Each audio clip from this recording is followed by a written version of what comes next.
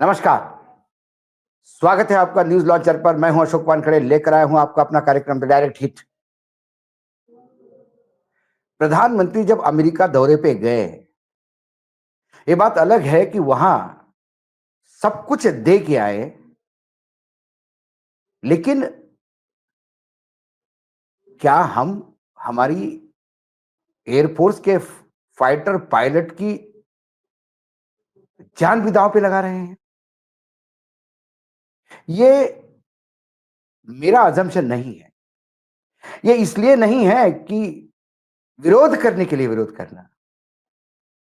सबसे पहले हम ये बार बार कह रहे थे कि प्रधानमंत्री के अमेरिका के दौरे पे भारत भयानक घाटे में है। हमें वो माल थोपा जा रहा है जो हमें चाहिए नहीं चाहिए ये हम तय करेंगे।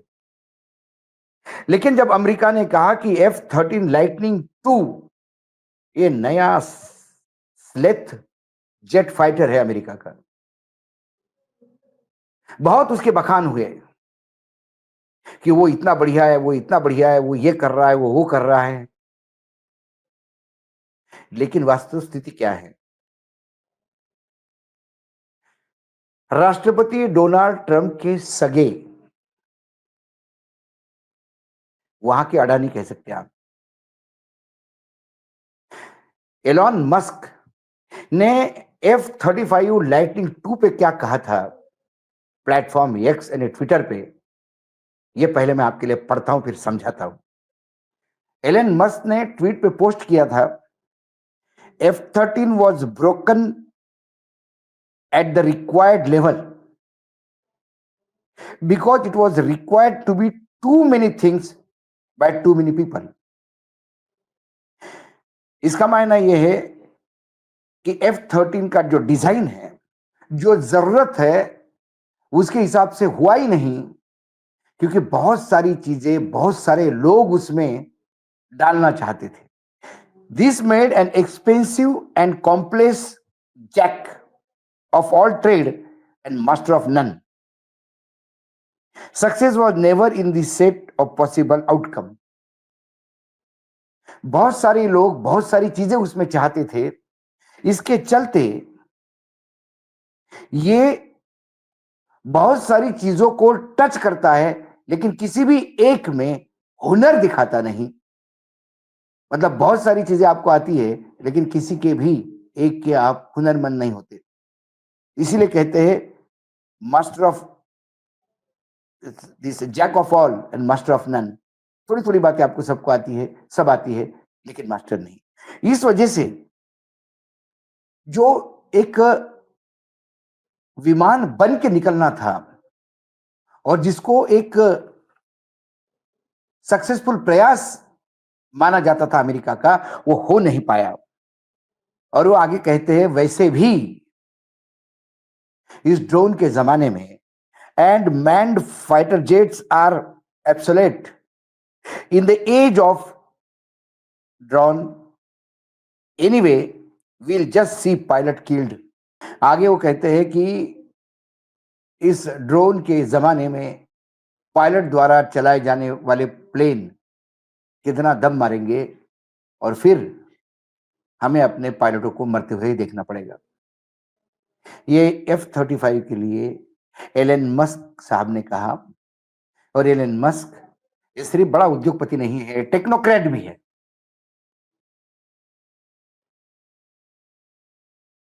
इनकी अपनी टेक्नोलॉजी में एक वजूद है।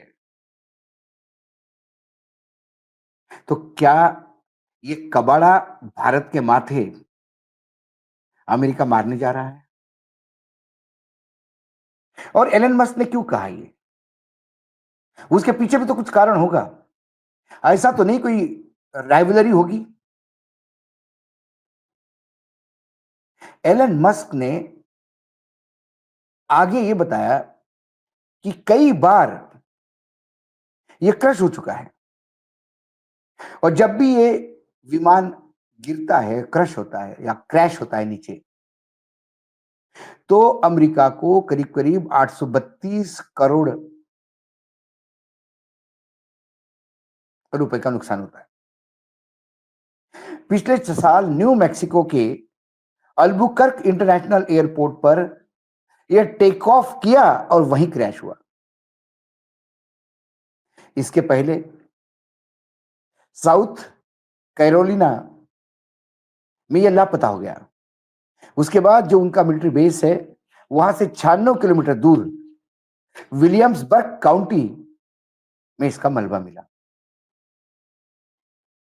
ये तमाम बातें जो है, ये क्या दर्शाती है?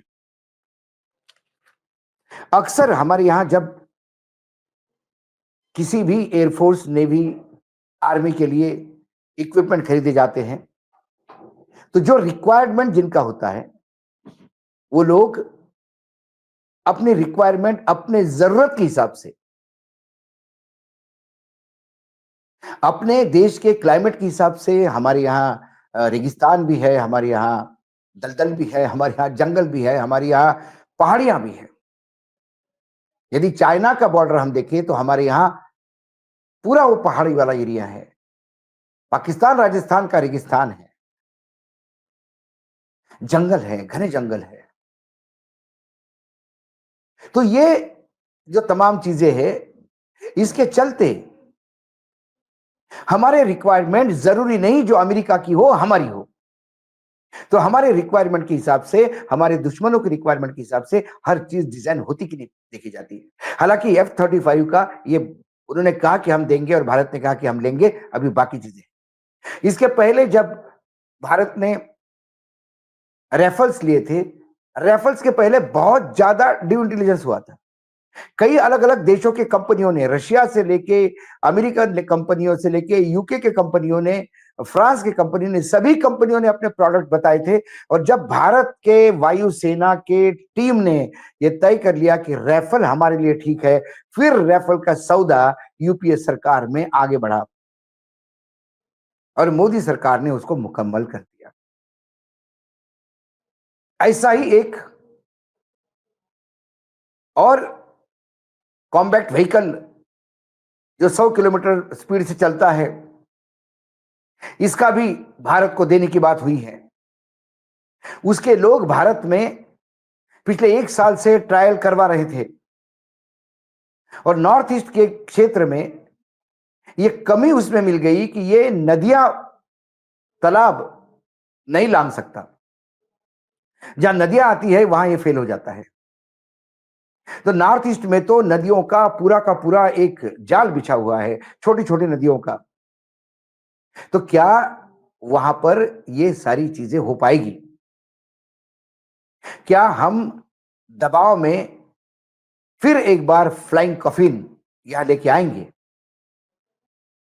मैं हमेशा कहता हूं कि मशीन के पीछे इंसान जो है वो मायना रखता है, लेकिन मशीन यदि फॉल्टी हो तो फिर इंसान की जान की बाजी हम कैसे लगा सकते हैं? मशीन अच्छी हो, थोड़ी कम हो, तो हमारे फाइटर्स ने दिखा दिया कि F-16 भी पाकिस्तान का गिरा के आए। साबर जेट पाकिस्तान के युद्ध में जब उपयोग में लाए गए तो भारतीय जेटों ने उनका धुआं उड़ा दिया।